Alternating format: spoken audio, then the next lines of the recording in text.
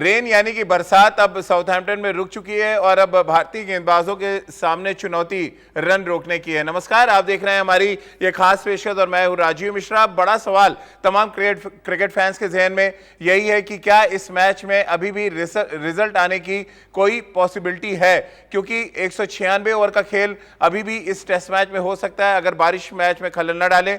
ऐसे में क्या कुछ पॉसिबिलिटीज हैं, उस पर एक नजर डाल लेते हैं। सबसे पहले कि 196 ओवर के खेल में क्या कुछ हो सकता है और क्या कुछ भारत को करना पड़ेगा इस टेस्ट मैच को जीतने के लिए, वर्ल्ड टेस्ट चैंपियनशिप के फाइनल को जीतने के लिए।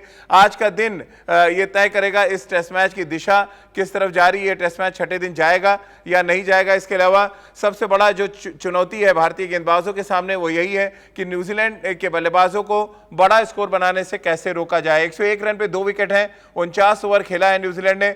आज पहले 1 घंटे काफी हद तक ये तय कर देंगे कि न्यूजीलैंड इस टेस्ट मैच में भारत पर दबाव बनाएगा या भारतीय टीम के गेंदबाज जो हैं वो इस टेस्ट मैच में भारतीय टीम को वापस ले आने में कामयाब रहेंगे। बात अगर रन रेट की करें तो भारत ने 92 ओवर खेले थे, 2.35 की रन रेट से उन्होंने 217 रन बनाए थे।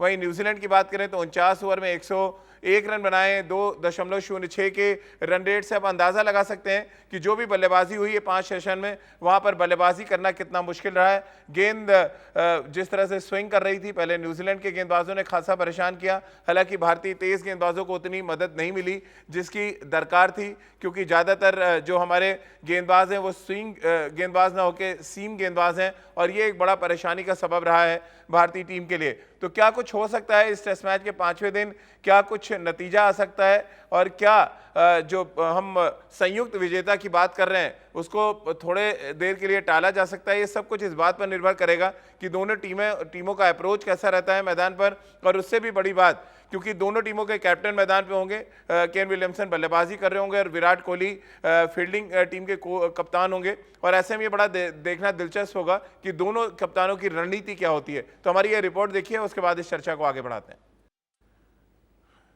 तो चलिए, कम से कम अच्छी बात यह है कि साउथहैम्पटन से एक अच्छी खबर सुनने को मिली है और आपको देखने को मिल जाएगी, क्योंकि मैच समय पे शुरू हो सकता है, इस बात के संकेत मिल रहे हैं। वहाँ पे मौसम साफ है, यानी कि अभी अगर हम पहले सेशन की बात करें तो कोई बहुत ज़्यादा बाधा वहाँ पर बारिश नहीं डालेगी।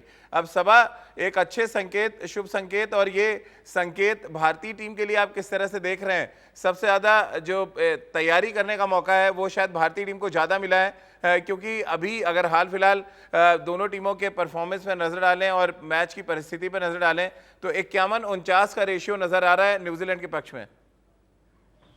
हाँ राजीव, पर ये बहुत जल्दी बदल सकता है और मुझे लगता है कि सभी भारतीय खिलाड़ी जो हैं वो उनकी तैयारी अच्छी हुई होगी, उन्होंने इंट्रोस्पेक्शन किया होगा, उन्होंने अपने परफॉर्मेंस को एनालाइज किया होगा, विशेष कर गेंदबाजों ने, और वो एक नई स्फूर्ति के साथ मैदान में उतरेंगे।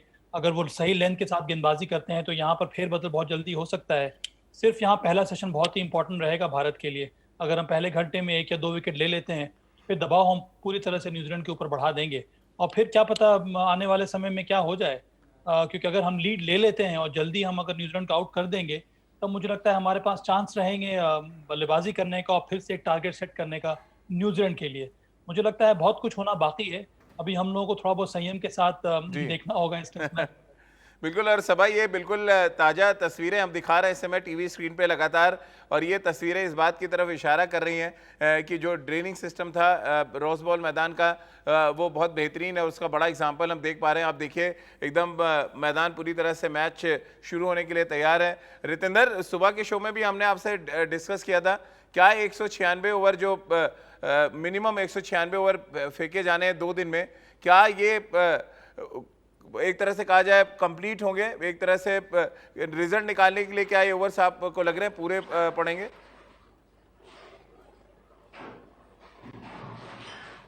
जी हाँ राजीव, 196 ओवर अगर हो जाते हैं तो बहुत होते हैं, रिजल्ट आ सकता है। हमने क्रिकेट में बहुत कुछ ड्रामेटिक होता देखा है। क्या पता बुमराह शाम का ऐसा स्पेल लगे और न्यूजीलैंड का ड्रामेटिक कोलैप्स हो और बहुत बड़ी लीड भारत को मिले, भारत दोबारा बल्लेबाजी करके फिर न्यूजीलैंड को डाले, तो बहुत कुछ हो सकता है। प्रेशर भारत में भी आ सकता है अगर न्यूजीलैंड यहाँ पे थोड़ी लीड लेके भारत के खिलाफ अच्छी बॉलिंग करता है। बट ये सब तभी होगा अगर बारिश नहीं होगी। ये आपने बहुत अच्छी न्यूज दी है कि अब वक्त पे मैच शुरू होगा, मौसम साफ दिख रहा है, लेकिन अब बारिश की खलल नहीं होनी चाहिए। 196 ओवर मतलब 196 हो, अगर ये 196 रह जाएंगे फिर मैच कर्टेल हो जाएगा, तो कहीं ना कहीं ट्रॉफी जो शेयर का हमें सुनने में आ रहा है वैसा ही होगा, जो क्रिकेट के हित में ज्यादा अच्छी बात नहीं है। तो हम सब एज क्रिकेट स्पेक्टेटर्स और एज टीवी में हम एनालिस्ट कर रहे हैं, सब यही चाहते हैं कि मैच हो। सबा, क्योंकि अगर हम टेस्ट मैच के चौथे दिन की बात करें, कवर्स हटाए नहीं गए, कवर्स पूरी तरह से लगे रहे, लगातार बारिश होती रही, मॉइस्चर होगा नीचे, ये कितना फायदा पहुंचा सकता है भारतीय तेज गेंदबाजों को? और क्या कुछ लेंथ आप सजेस्ट करेंगे? उस दिन तो आप भी थोड़े से नाराज थे जिस लेंथ पे गेंदबाजी की थी भारतीय तेज गेंदबाजों ने, आज क्या आप सजेस्ट करेंगे? और मॉइस्चर क्या कुछ हेल्प करेगा? एडेड एडवांटेज क्या भारतीय गेंदबाजों को मिलेगा? हाँ राजीव, क्योंकि बहुत ही ट्रिकी सिचुएशन हो जाता है इस प्रकार का विकेट कि धूप खिली हुई होती है, तो ऐसा लगता है बल्लेबाज को कि विकेट सख्त हो गया होगा, पर अंदर में चूंकि कल तक बारिश हुई है, कल मैच नहीं हुआ था, कवर्स में था विकेट, इसका मतलब है कि जो अंदर वाली जो सतह है वो अभी भी गीली होगी, उसमें थोड़ा बहुत मॉइस्चर होगा, तो बल्लेबाजों को ये लगने लगता है कि वो जाकर शॉट्स खेल सकते हैं, पर ऐसा होता नहीं है। अंदर की जो नमी है वो धीरे धीरे कर ऊपर आती रहती है और हमेशा मदद मिलेगी यहाँ पर पेस बॉलर्स को। पर मदद पाने के लिए बहुत ज़रूरी है कि आप सही लेंथ पर गेंदबाजी करें, और वही बात हम लोग बार बार दोहरा रहे हैं राजीव कि सही लेंथ है ड्राइवेबल लेंथ, कि आपको मजबूर करना होगा बल्लेबाजों को ड्राइव करने के लिए। वहाँ पर अगर आप एक दो शॉट्स बल्लेबाज लगा भी देते हैं तो उससे कोई फर्क पड़ता नहीं है।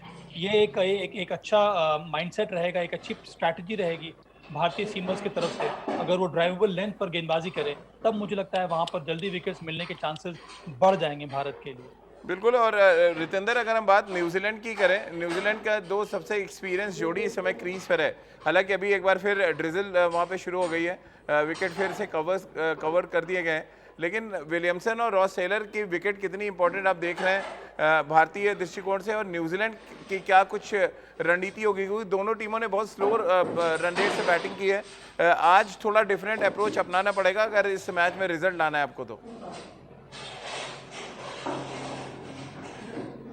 जी हाँ राजीव, बिल्कुल, लेकिन अभी जैसे आप कह रहे हैं ड्रिजल फिर से शुरू हो गई है, बहुत डिसअपॉइंटिंग होगा, बट अगर मैच होता है तो न्यूजीलैंड भी ये जानती है प्रेशर उन पे है। रॉस टेलर बल्लेबाजी कर रहे हैं, विलियमसन जो स्तंभ हैं इस बैटिंग लाइनअप के, उनसे बहुत उम्मीद होगी, क्योंकि मिडिल ऑर्डर वनरेबल है। ये बुमराह, ईशांत शर्मा, विराट कोहली जानते हैं, और जैसी भी कंडीशंस हैं, विकेट कवर रहा है, मॉइस्चर बहुत ज्यादा होगा, तो अगर हमारी बॉलिंग अच्छी होती है, और मुझे याद आता है साबा भाई विकेट कीपिंग करते थे, तो जब भी हम इकट्ठे टीम में खेलते थे कोई भी डेज गेम, और जब ऐसा मौसम होता था राजीव, साबा भाई की एक ही आवाज आती थी पीछे से, आगे डालो भाइयों आगे डालो।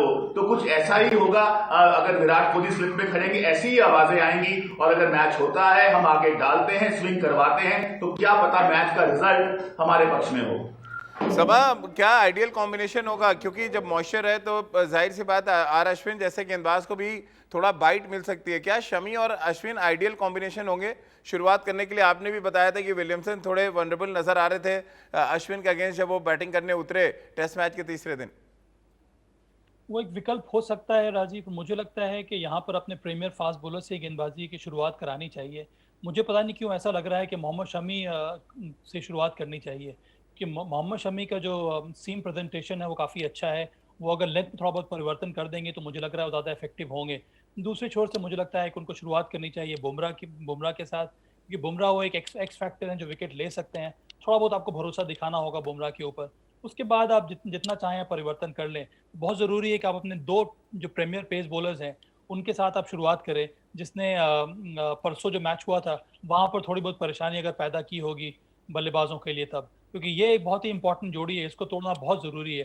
रॉस टेलर मुझे लगता है उतने इफेक्टिव हो सकता ना हो, क्योंकि उनकी तकनीक आइडियल नहीं है इस प्रकार के कंडीशन में बल्लेबाजी करने के लिए। पर केन विलियमसन और इसके बाद जो हेनरी निकोल्स आएंगे, ये दोनों के दोनों तकनीकी रूप से सक्षम है इस प्रकार के विकेटों पर बड़ा रन बनाने के लिए। राजीव, रितेंद्र, क्योंकि जिस तरह की मौसम वहाँ पे बहुत ठंडा है, क्योंकि हवाएं भी चल रही हैं और बारिश भी हो रही है, स्लिप कॉर्डन बड़ा इंपॉर्टेंट हो जाता है। कैसे अपने हाथों को वार्म अप रखें आप, क्योंकि इतना तेज एज आते हैं वहाँ पे, कैचेस आते हैं, आपके हाथ हमेशा प्रिपेयर रहने चाहिए और बहुत कहते हैं ना, बहुत लूज रखने पड़ते हैं आपको अपने हाथों को स्लिप में। क्या कुछ होगा स्लिप कॉर्डन के लिए? कितना चैलेंजिंग सिचुएशन देख रहे हैं आप? जी हाँ रजीव, बहुत इंपॉर्टेंट फैक्टर आपने उठाया है, क्योंकि हम अमूमन बॉलिंग की बात करते हैं, बल्लेबाजी की बात करते हैं, लेकिन अच्छी टेस्ट टीम वो होती है जो स्लिप कैचिंग बहुत अच्छी करती है। तो यहाँ पे जरूर श्रीधर ने बात की होगी तमाम स्लिप कॉर्डन से, क्योंकि स्लिप कैचिंग इतनी इंपॉर्टेंट है। जैसे अभी आपने कहा, जो कंडीशंस हैं, बहुत तेजी से बॉल आ सकता है स्लिप की तरफ, और जैसे ठंड है, हाथ पे लगता बहुत जोर से है, लेकिन हम सब प्रोफेशनल्स हैं, तो यहाँ पे बहुत तैयारी विराट कोहली ने स्लिप कॉर्डन की करवाई है इस मैच से पहले। बट फिर वही बात, स्लिप कॉर्डन की कैच पकड़ने की बारी आनी चाहिए, मैच होना चाहिए, बुमराह और शमी को बॉलिंग करनी चाहिए, तभी स्लिप कॉर्डन का जो कारगरता है सामने आएगी। तो फिंगर्स क्रॉस, बस यही उम्मीद है कि मैच जल्द से जल्द शुरू हो। फील्डिंग बड़ा इंपॉर्टेंट एस्पेक्ट हो जाएगा सबा, और फील्डिंग के साथ साथ विकेट कीपिंग का जॉब भी, क्योंकि हमने देखा था वॉटलिंग के लिए बड़े चैलेंजेस आए थे जब वो कीपिंग कर रहे थे। बॉल बहुत लेट स्विंग कर रहा था और सामने से कभी कभी बॉल स्विंग कर जा रहा था। क्या ऋषभ पंत के लिए भी उतना ही चैलेंजिंग आप सिचुएशन देख रहे हैं जितना स्लिप कॉर्डन की हम बात कर रहे हैं? हाँ राजीव, और ऋषभ पंत ने अभी तक अच्छी कीपिंग की है। वॉटलिंग ने तो शानदार विकेट कीपिंग का मुजाहरा दिखाया, उनके पास बहुत ज़्यादा अनुभव है, वो कई बार यहाँ पर विकेट कीपिंग कर चुके हैं। इतनी ज़्यादा बॉल वॉबल करती है विकेट क्रॉस करने के बाद, वहाँ पर आपकी आंखें जो हैं वो जमी होनी चाहिए गेंद के ऊपर, तभी आप आसानी से कलेक्ट कर सकते हैं। उनका ये बड़ा ही रिलैक्स्ड ग्लव वर्क है बीजे वॉटलिंग का, और ये देखकर बड़ा ही अच्छा लगा। ऋषभ पंत को भी कुछ इसी प्रकार से विकेट कीपिंग करनी होगी। उसके साथ साथ स्लिप कॉर्डन बहुत ही ज़्यादा चुस्त रहना होगा। हम अफोर्ड नहीं कर सकते हैं एक भी ड्रॉप कैचेस, नहीं तो बहुत ज़्यादा मुश्किल हो जाएगा भारत के लिए। और एक और बात है राजीव, बहुत ही शानदार ये आंकड़े हैं न्यूजीलैंड की जो स्लिप कॉर्डन है उनकी जो एफिकेसी रेट है, इसका मतलब है कि कैचेस पकड़ने की जो रेशियो है वो करीब, जो परसेंटेज जो है वो करीब 91 या 92.3% है। जी। तो ये दर्शाता है कि उनकी जो स्लिप कॉर्डन है कितना ज्यादा इफेक्टिव है, वो बहुत कम कैचेस छोड़ते हैं। तो भारत को भी कुछ उसी प्रकार से स्लिप कॉर्डन में कैचेस पकड़ने होंगे, और विकेट कीपिंग जैसे कि मैंने कहा ऋषभ पंत को भी उसी प्रकार से अच्छी कीपिंग करनी होगी। बिल्कुल। और रितेंद्र, ऐसा लग रहा है धीरे धीरे समय कम होता जा रहा है और काम बहुत ज़्यादा बढ़ता जा रहा है। अगर आपको ट्रॉफी जीतना है और अकेले अपना नाम ट्रॉफी पे लिखना है, क्योंकि जैसे सभा बता रहे हैं आपको कैचेस पकड़ना पड़ेंगे, आपको बॉल सही एरियाज में डालने पड़ेंगे, यानी कि थोड़ी सी जो चाबी है वो खिसक गई है न्यूजीलैंड की तरफ, जिनके पास काम थोड़ा हल्का है। अगर उन्होंने एक अच्छी पार्टनरशिप कर दी तब कोई और चारा नहीं बचेगा इसके कि भारतीय टीम ड्रॉ के लिए जाए। क्या ये एडेड प्रेशर डालेगा विराट कोहली पे? उनको पता है 101 रन पे 2 विकेट, 2 इंपॉर्टेंट बल्लेबाज क्रीज पर।